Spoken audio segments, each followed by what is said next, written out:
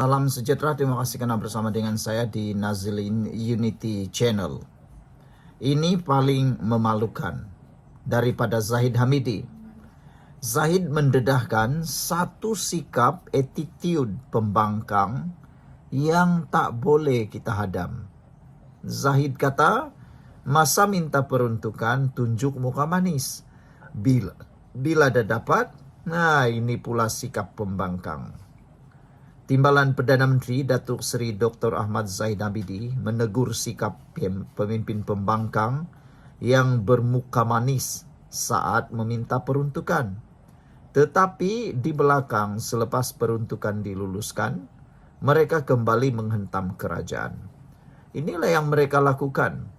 Mereka tak pernah cakap, mereka tak pernah dedah betapa baiknya kerajaan pusat meluluskan banyak peruntukan-peruntukan pembangunan untuk negeri ditakbir oleh pembangkang.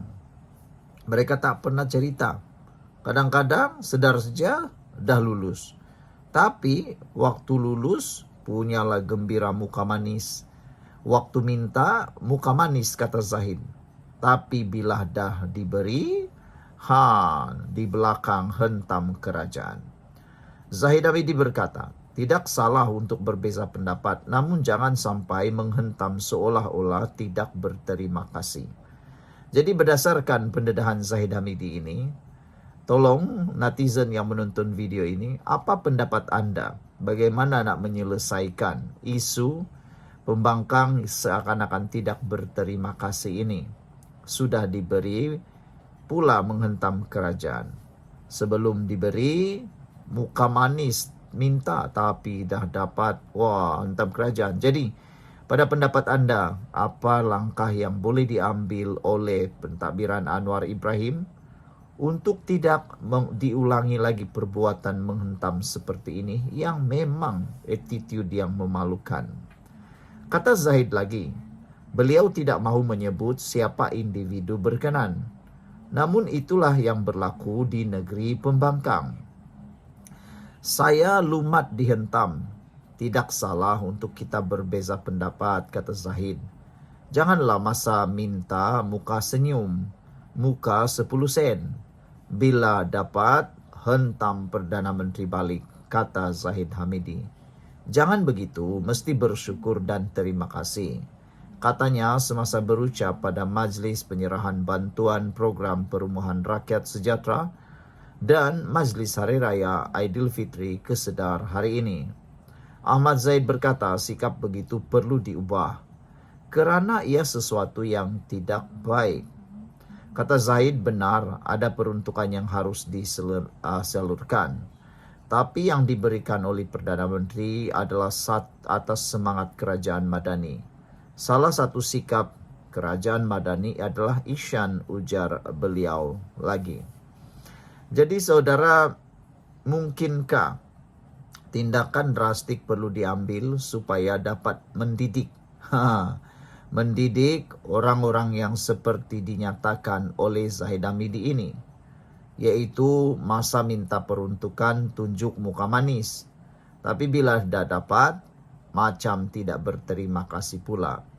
Apabila sibuk menghentam kerajaan semula, seakan-akan tidak pernah diberikan apa-apa.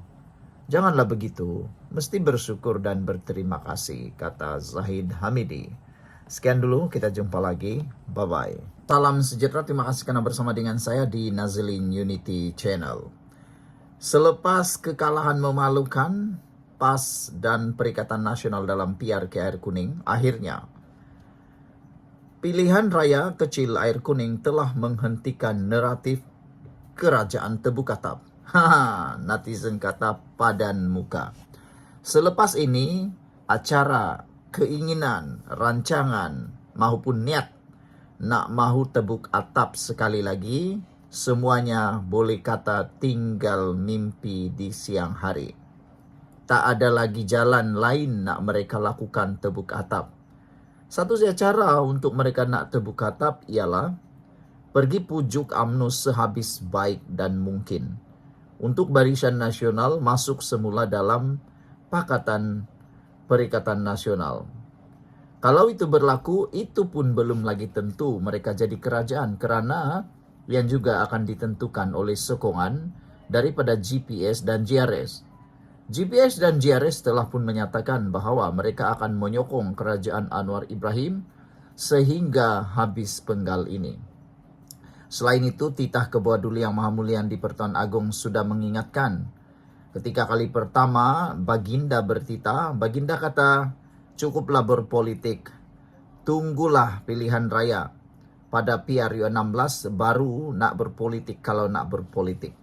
Jangan dulu berpolitik sekarang, titah Baginda. Kalau nak berpolitik juga, tunggu pilihan raya, kata Baginda. Jadi, dijangkakan UMNO Barisan Nasional tidak akan sama sekali melayan pelawaan dan juga pelawaan daripada Perikatan Nasional baru-baru ini melalui Hamzah Zainuddin. Dijangkakan Zahid Hamidi tidak akan beri muka langsung. Lainlah kalau tiba-tiba ada 1, 2 orang, 3 orang, 11 orang, 15 orang calon ataupun ahli parlimen daripada UMNO Barisan Nasional tiba-tiba pula nak keluar daripada gabungan. Tapi ingat, sediakan uang 100 juta untuk membayar bond.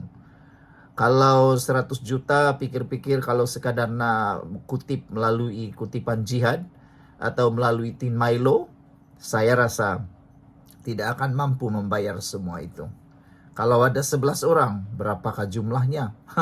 Jadi saudara, saya rasa mustahil untuk mereka keluar daripada UMNO untuk menyokong Perikatan Nasional.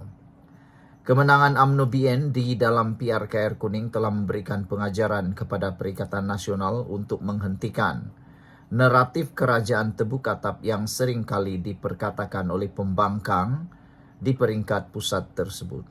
Kemenangan besar 3 kali berturut-turut UMNO di Nenggiri, Mahkota dan Air Kuning adalah signal kuat kepada Perikatan Nasional.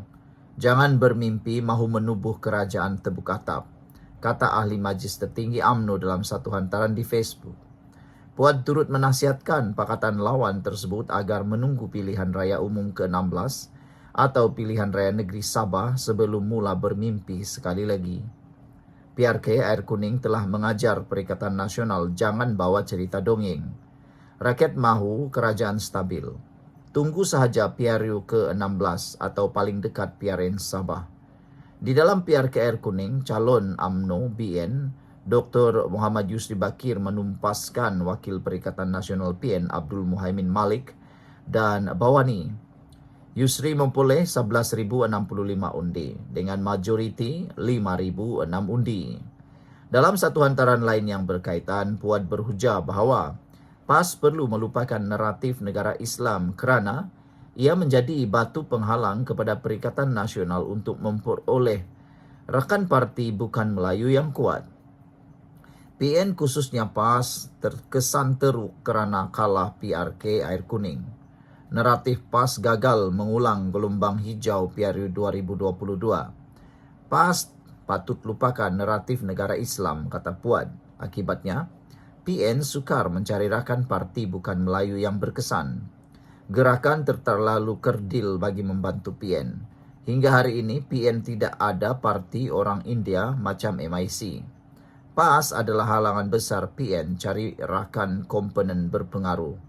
Oleh itu, PAS perlu bawa slogan baru yang lebih universal. Untuk rekod, masyarakat India di dalam Perikatan Nasional PN diwakili oleh Parti Rakyat India Malaysia MIPP. Gerakan mempunyai 1 kerusi Dewan Undangan Negeri di Kedah. Sekian dulu untuk kali ini. Bye-bye.